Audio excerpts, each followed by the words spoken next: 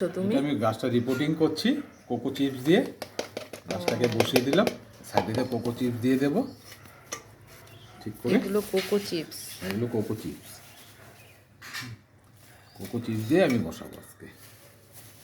বাকি অন্যান্য গাছগুলোকে অর্কিড, এটা অর্কিড। এইভাবে রিপোর্টিং করতে হয়। এইভাবে রিপোর্টিং করে আমি কোকো চিপস দিয়ে প্রথমে এটা বসিয়ে দেখি কী হয়, তারপরে বাকিটা দিয়ে বসাবো। কোকো চিপস আছে, সামান্য একটু কাঠকয়লাও আছে এটার মধ্যে। সব কিছু দিয়ে আমি একটু বসিয়ে দিই। এই একটা অর্কিড দেখুন কি সুন্দর দেখতে, দুটো স্টিক হয়েছে, এই একটা আর এই একটা। কি সুন্দর দেখতে, কালারটা এত সুন্দর। এই আর একটা অর্কিড দেখুন কি সুন্দর, কালারটা দেখেছেন কি দারুণ।